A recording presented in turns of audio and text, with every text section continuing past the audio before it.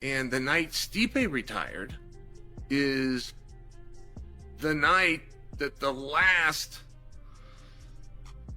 heavyweight who participated in the NCAA tournament, the heavyweight class, was there. Now, at long last, Josh has arrived. So everything's going to be fine, but getting Josh his run, getting him his time, I think he can fast track it better than anybody. I just want to bring it to your attention that trying to guess what's going to happen at heavyweight is very hard to do.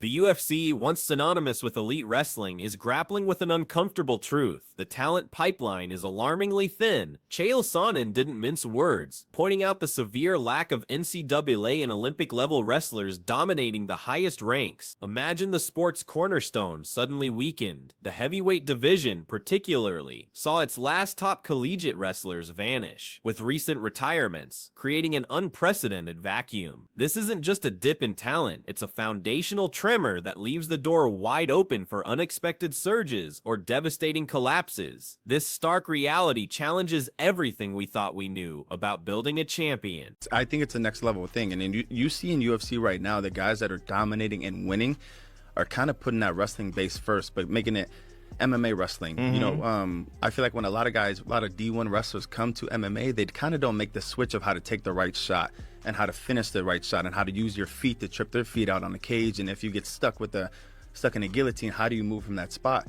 And I think you see the guys that are doing it best, the Islams, the Hamzats, are really going out there and attacking and making sure that people can understand that, hey, you got to fear this. And then next, I'm going to come with the hands. And so I think that's the biggest thing that we're working on now, is that I've wrestled my whole life and I've done great things and won the Olympics and multiple national championships. But I think the main thing is going out there and understanding that you are that bad dude. But when you show them hands, now you have to respect both. And I think that's where a lot of this is going to come into play when I finally get to that point of reaching that competition. Despite this alarming void, Joe Rogan staunchly maintains wrestling remains the absolute best base for MMA, period. He argues that the ability to dictate where the fight takes place, standing or on the ground, is the singular most crucial aspect of combat sports. Mastering this control allows a fighter to then learn everything else needed for octagon dominance. It's a fundamental advantage, a cheat code for control that other disciplines simply can't replicate, making it an indispensable starting point for any serious contender. It's a problem certainly now than early in his career. Like if you see his first fight with in the UFC with Michaelitis, he gets taken down the first round. That's not going to happen now, and if it does, he gets up. You know, it's different. But it gets up against who? Does he get up against a guy like you? You know, it's a different. There's different levels, right? You really saw that with Jack Della Maddalena in Islam, right? There's levels, and when you got a guy that's at Islam's level, that's just a super elite grappler, unless you've faced that before, you don't know what to prepare yourself for. I tell people all the time. That's the thing with Petr Yan. He had been in there with Merab for the first fight, and so he knew what to expect. And he'd seen all those crazy fights.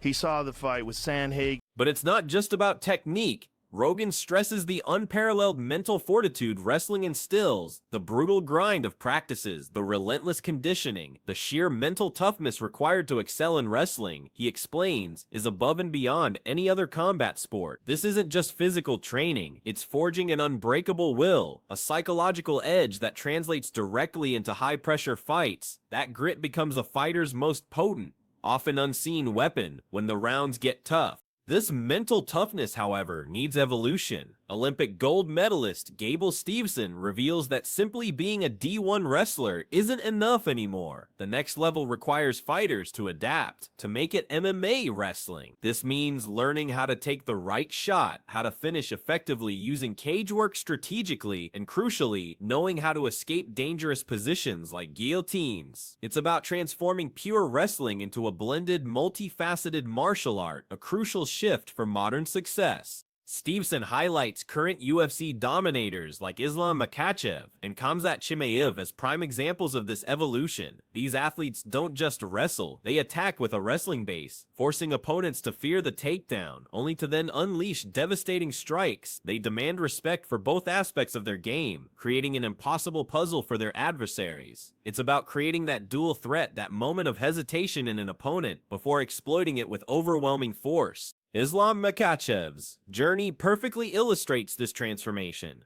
Rogan points out that early in his UFC career, takedowns were surprisingly challenging for Islam, even getting taken down himself by Michael Johnson. But that Islam is gone. The current version has transcended. He's now a super elite grappler whose takedown defense is virtually impenetrable, and if he does hit the mat, he gets up against almost anyone. This wasn't an overnight change, but a relentless dedication to mastery. This evolution meant fighting new levels of opponents. Rogan emphasizes that facing someone at Islam's grappling caliber is an entirely different beast. If you haven't experienced it, you simply don't know what to prepare for. This was evident in fights like Jack Della Maddalena's experience with Islam's grappling, a stark revelation of the depth of skill. The sheer intensity and technicality of Islam's ground game force opponents into unfamiliar territory, often leading to their undoing. The sheer momentum building around Islam is undeniable. Henry Cejudo and Kamaru Usman are already placing him at the top of the conversation for the 2025 Fighter of the Year awards, a testament to his consistent, dominating performances. This isn't just hype, it's a recognition of a fighter who has systematically dismantled elite competition, elevating his status to a pound-for-pound king. The question isn't if he's elite, but how far his dominance will stretch across the division. Islam himself reflects on how battling strong opponents has been crucial to his continuous improvement. These high-stakes matchups are not just about winning, they're about refining strategy, building confidence, and learning to control 5-round fights with an iron grip. Each elite challenge serves as a stepping stone, a high-pressure laboratory where he hones his craft and expands his tactical arsenal, preparing him for even greater tests to come. He's a student of the game, constantly evolving. Gable Stevenson breaks down Islam's technical brilliance, explaining how he forces opponents into a mental maze by seamlessly blending strikes with wrestling. Think late kicks followed by a double leg shot. Islam keeps fighters constantly off balance. They can't predict his next move, making it nearly impossible to counter effectively. It's a masterclass in misdirection and multi-level offense, a strategic assault that overwhelms even the most seasoned opponents with its intricate complexity.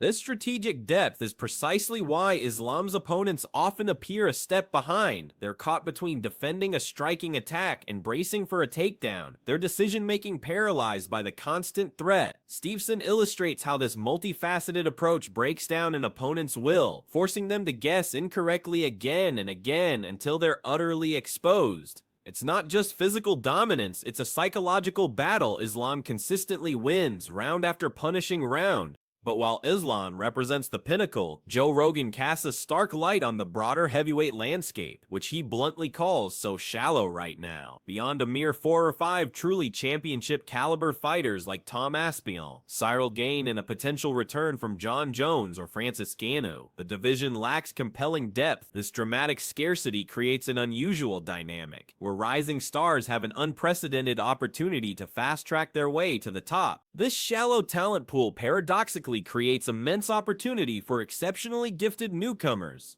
Rogan expresses awe at the crazy speed and elite wrestling of young talents, specifically mentioning a fighter like Gable Stevenson himself even before his UFC debut. He notes that such a combination is nearly unstoppable, posing the crucial question, how do you stop that? This unprecedented opening means a new generation could quickly ascend to championship status with the right tools. Chael Sonnen earlier highlighted this exact scenario, noting that with the retirement of the last heavyweight who participated in the NCAA tournament, a massive void appeared. This is the moment for new blood to make their mark. An opportunity for someone like Josh, implied to be Josh Barnett, or similar rising talent mentioned in the original context, to swiftly rise through the ranks. The departure of the old guard has cleared the path for an accelerated climb to the top. Khabib Nurmagomedov provides a fascinating glimpse behind the scenes, revealing the incredible winning streak of his team. In a mere 2.5 months, They racked up an astounding 10 professional victories, including 7 in September and October alone, with fighters like Islam, Usman, and Umar leading the charge. This collective momentum isn't just impressive, it speaks to a meticulously structured training environment and a shared philosophy of dominance, a winning machine in motion. This unprecedented team success is all building towards one monumental event, Islam Makhachev's upcoming fight for a second belt.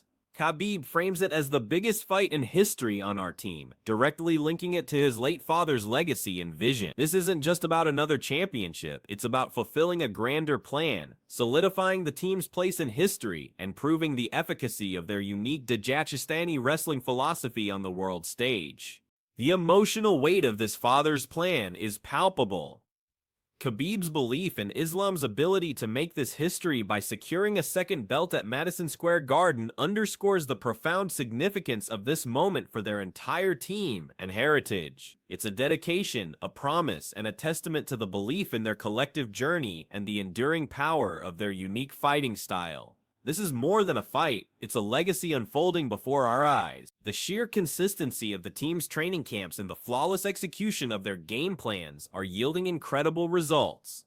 Khabib proudly states, "Everybody winning, everybody on top." This speaks volumes about the systematic approach to development, where every fighter is nurtured to reach their peak potential, not just individually, but as part of an interconnected, dominant force. It's a blueprint for success being executed flawlessly across multiple divisions. Looking ahead, the discussion turns to the future challenges facing Islam. While his dominance is clear, the path to maintaining multiple belts and cementing an undisputed legacy will demand even greater adaptability and strategic innovation. Each new contender will bring a different puzzle, forcing Islam to constantly evolve his already formidable skill set. The quest for true immortality in the sport is an ongoing, relentless pursuit of perfection against the world's best.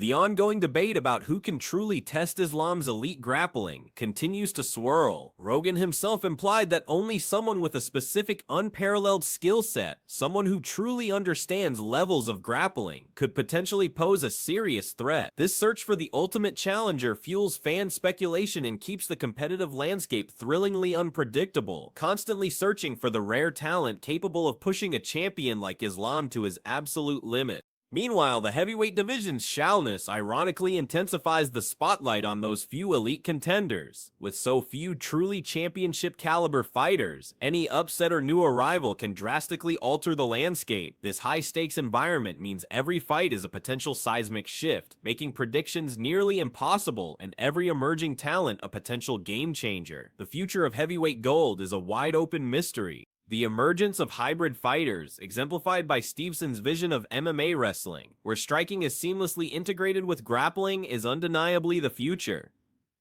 This evolution ensures that one-dimensional specialists will find it increasingly difficult to compete at the very top. The modern champion must be a complete martial artist, a master of multiple ranges and disciplines, capable of dictating the fight both standing and on the ground, truly a next-level competitor. From Joe Rogan's unwavering belief in wrestling's foundation to Chael Sonnen's stark warning about thinning talent, one truth resonates: a strong wrestling base remains paramount, but it must constantly evolve. Rising stars like Josh and Gable Steveson are blending wrestling with striking and strategy, while Islam Makhachev stands as the epitome of this mastery, showcasing skill, adaptability, and an unyielding mental toughness that defines today's UFC champions. The future demands more than just wrestling, it demands integrated genius.